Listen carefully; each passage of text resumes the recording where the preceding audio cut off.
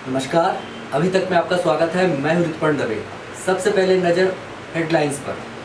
महंगाई का लगा फिर तड़का, खाना हुआ बेस्वाद। साल में कुल 6 सिलेंडर, लेकिन अब मार्च 2013 तक मिलेंगे 3 सिलेंडर। बहुत से त्यौहार हैं अभी बाकी।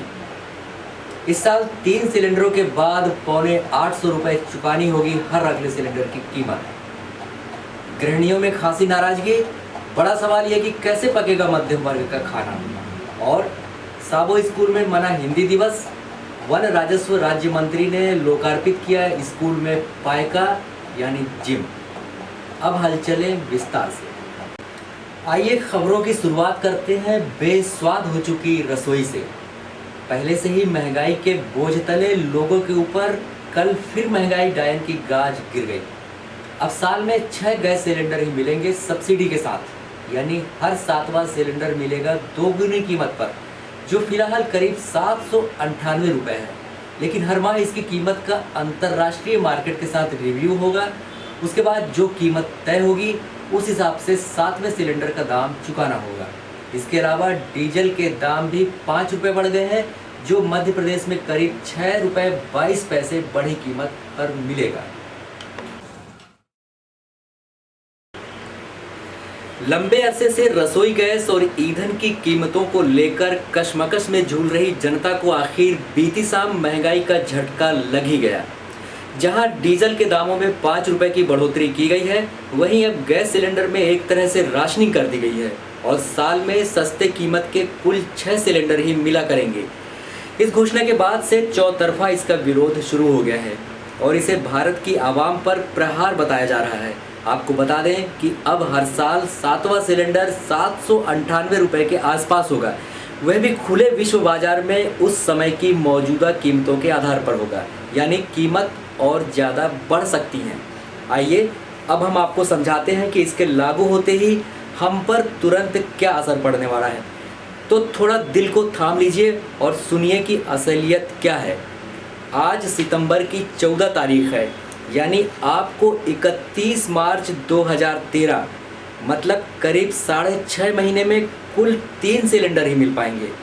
और हाँ, थोड़ा दिल को और हिम्मत दीजिए, क्योंकि इन 6.5 महीनों में कई बड़े त्यौहार आएंगे, जिसमें दुर्गा पूजा, दशहरा, दीपावली, बकरीद, क्रिसमस, मकर संक्रांति और होली भी शामिल है। तो अब तय कर लीजिए ढेर सारे त्यौहार और गैस सिलेंडर केवल 3। अब आइए गैस की इस राशनिंग के दूसरे मायने पर भी चर्चा करते हैं। सरकार ने गैस राशनिंग करके एक तरह से हमारे भारत की सभ्यता और संस्कृति यानी संयुक्त परिवार पर ही प्रहार किया है। अब सिलेंडर के चलते ज्वाइंट फैमिली टूटेंगे और सिलेंडर के नाम पर घर टूटकर अलग अलग घर बनेंगे। सरकार के इस कदम को लोग अलग अलग नज़रिए से देख रहे हैं। आइए इस बारे में देखते हैं कि लोगों की क्या प्रतिक्रिया है।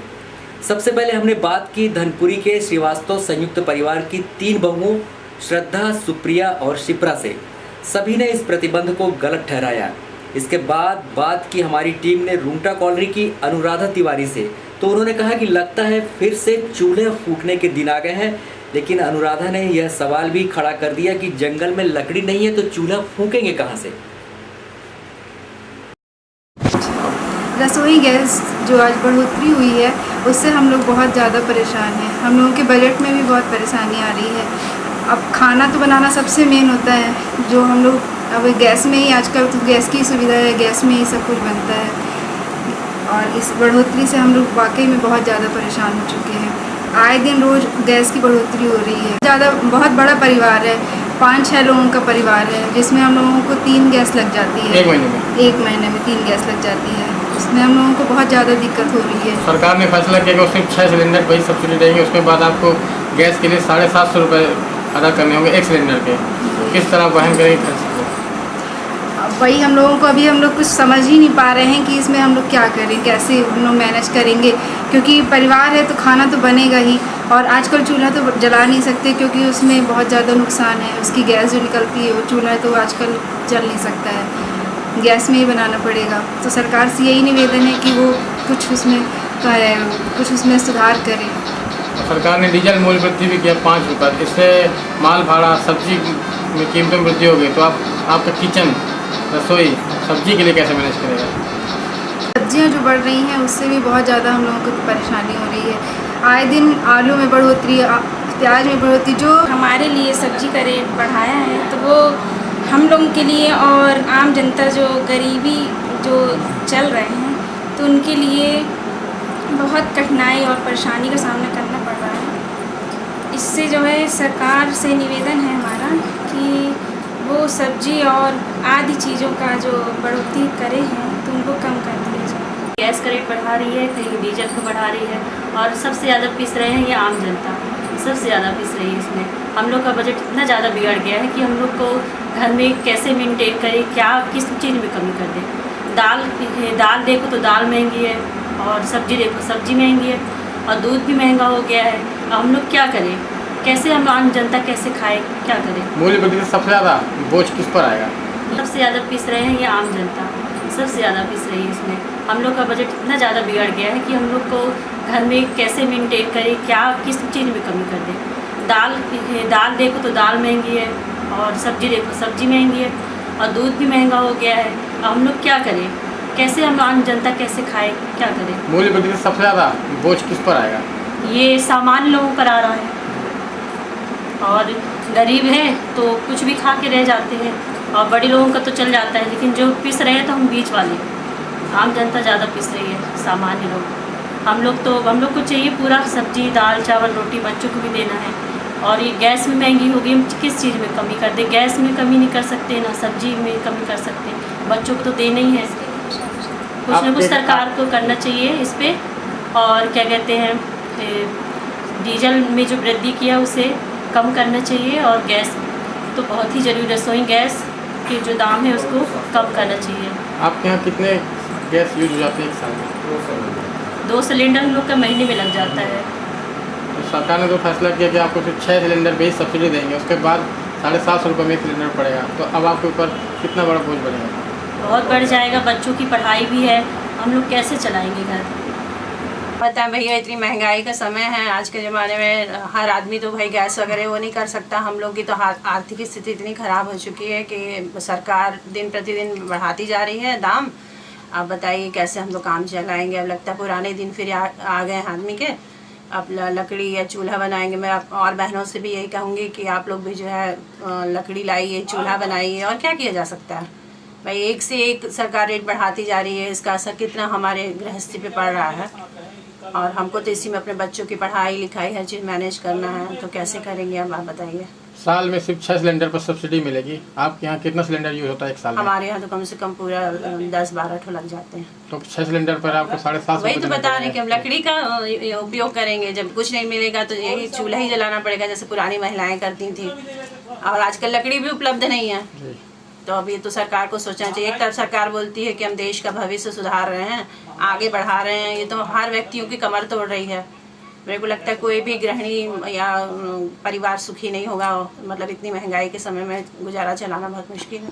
5 रुपये डीजल की मूल्य वृद्धि हो गई, इससे जाहिर है कि सब्जियाँ और खाद्य पदार्थों के दाम बढ़ेंगे। हाँ। वहाँ पे आप अपना खर्च कैसे वहन करेंगे? भैया क्या बताएं, अब बच्चे पढ़ने वाले हैं, सबके बच्चे स्कूल जाना है, कॉलेज जाना है, और हम लोग के हस्बैंड लोग भी कॉलेज वगैरह जाते हैं, तो किराया भाड़ा सब में बढ़ोतरी हो जाएगी। तो समझ 2-3 हज़ार रुपये तो हम लोग का एक्सेस हो जाएगा। उसको किस तरह से मेंटेन करेंगे? गवर्नमेंट को क्या है, वो तो अपना दिन प्रतिदिन रेट बढ़ाती रहती है और हम लोगों को अपनी गृहस्थी चलाने में कितनी मुश्किलों का सामना करना पड़ेगा। उसने कहा तू कौन है, मैंने कहा उल्फत तेरी। उसने कहा तकता है क्या, मैंने कहा सूरत तेरी। उसने कहा चाहता है क्या, मैंने कहा चाहत तेरी। मैंने कहा समझा नहीं, उसने कहा किस्मत तेरी। ये है महंगाई का फलसफा। तो आइए हम भी, आप भी जो इस महंगाई के बोझ से काफ़ी दब गए हैं, इसे सुनकर ही थोड़ा हल्का हो जाए।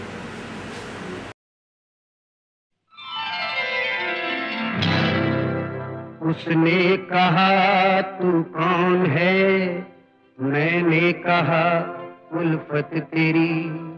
उसने कहा तू कौन है, मैंने कहा उल्फत तेरी।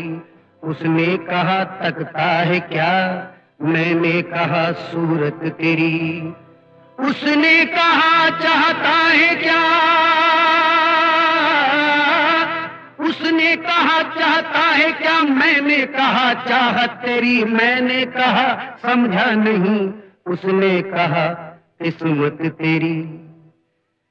एक हमें आंख की लड़ाई मार गई, दूसरी यार की जुदाई मार गई, तीसरी हमेशा की तन्हाई मार गई, चौथी ये खुदा की खुदाई मार गई, बाकी कुछ बचा तो महंगाई मार गई, महंगाई मार गई, बाकी कुछ बचा तो महंगाई मार गई, महंगाई मार गई।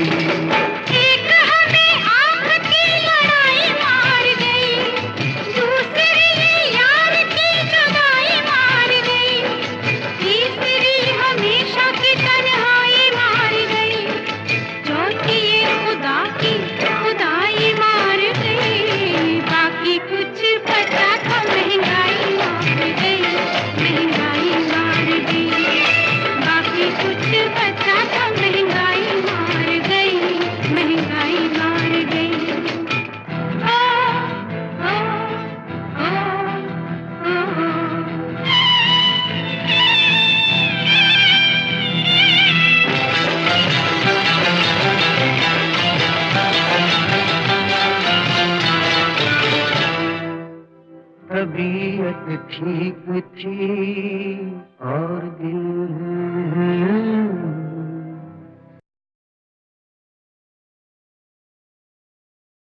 अब बढ़ते हैं अगली खबर की ओर और चर्चा करते हैं हिंदी दिवस की।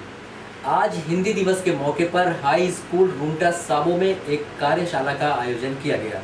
इसके अलावा विद्यार्थियों के लिए जिम का भी उद्घाटन किया गया। इस मौके पर बतौर मुख्य अतिथि प्रदेश के वन और राजस्व राज्य मंत्री जयसिंह मरावी ने शिरकत की। कार्यक्रम में जिला पंचायत के सीईओ अमरपाल सिंह, तहसीलदार क्षमा सराफ और सरपंच सुशीला पारस सहित बड़ी संख्या में स्थानीय लोग और अभिभावक मौजूद थे।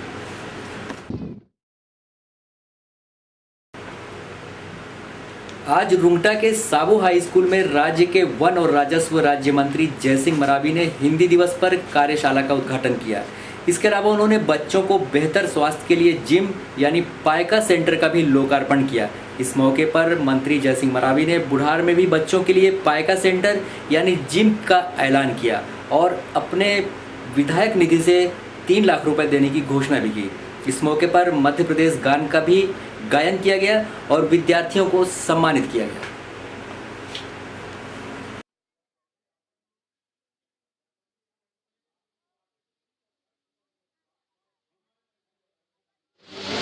परम सम्माननीय माननीय श्री जयसिंह मरावी जी का बैठ लगाकर स्वागत करने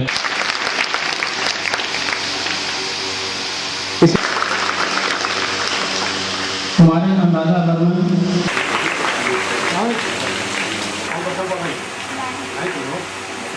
प्रियंका पटेल हमने तो कोई इच्छा रखे होंगे कि आगे में चल करके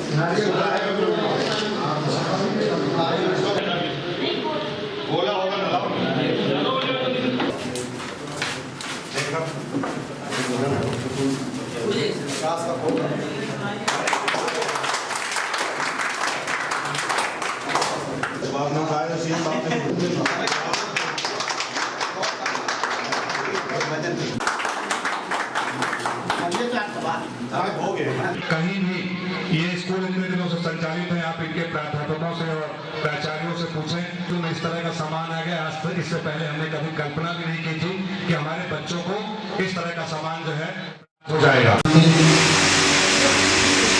हर ग्राम पंचायत में मध्य प्रदेश की हमारी जो मुखिया है आजादी सिराज जी, उनका सपना था क्योंकि हमारे ग्रामीण क्षेत्र में भी प्रतिभाओं का कमी नहीं है। उनको किस तरीके से निखारा जाए, किस तरीके से आगे लाया जाए, इस दृष्टिकोण से हर ग्राम पंचायत उन्होंने प्राथमिकता दी है और उसके लिए अलग से बजट भी बनाया है। इसके पहले भी मिलता था बजट, लेकिन बहुत कम मिलता था, ताकि इस बजट के माध्यम से हमारे ग्रामीण क्षेत्र में जो प्रतिभाएं हैं वो निखार करके आगे आ सके। इस दृष्टिकोण से पूरे मध्य प्रदेश में इस योजना प्रारंभ किया गया है।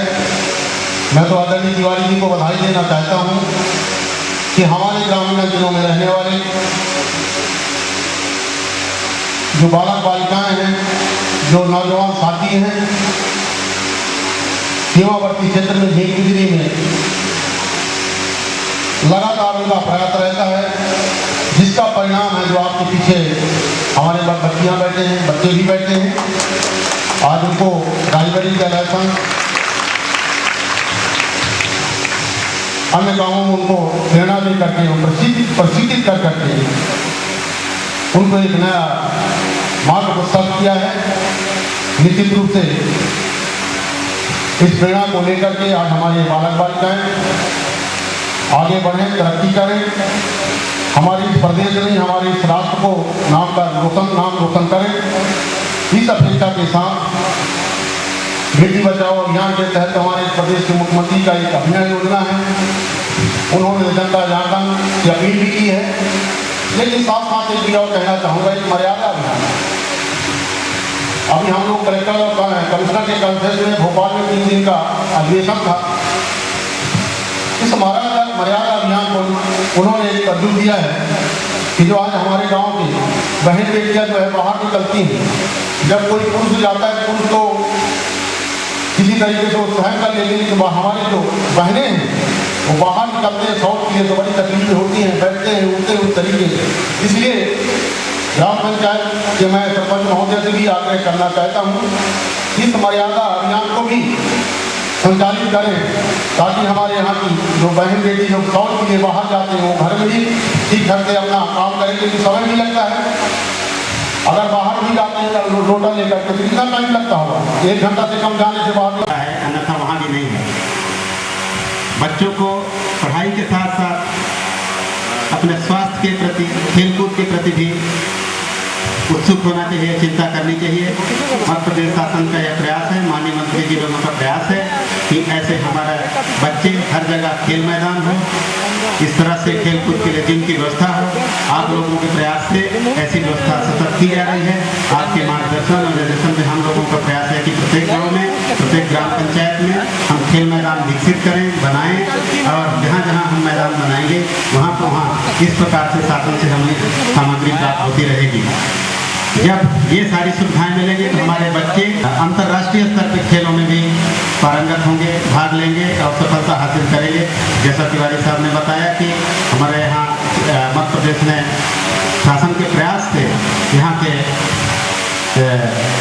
बच्चे, यहाँ के खिलाड़ियों ने काफ़ी सफलता प्राप्त की है और निरंतर आगे बढ़ते जा रहे हैं। हमारे प्यारे बच्चों को बहुत बहुत शुभकामनाएं। आप सबसे विदा लें, इससे पहले नजर हेडलाइंस पर एक बार फिर। महंगाई का लगा फिर तड़का, खाना हुआ बेस्वाद।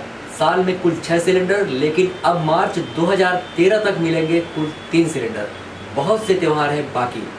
इस साल 3 सिलेंडरों के बाद 750 रुपये चुकानी होगी हर अगले सिलेंडर की कीमत। गृहिणियों में खासी नाराजगी। बड़ा सवाल यह है कि कैसे पकेगा मध्यम वर्ग का खाना। और सावो स्कूल में मना हिंदी दिवस। वन राजस्व राज्य मंत्री ने लोकार्पित किया स्कूल में पायका यानी बच्चों का जिम। अभी तक में आज बस इतना ही। शनिवार रात को फिर होगी मुलाकात। हमारी पूरी टीम को दीजिए इजाज़त और स्वीकारिए नमस्कार।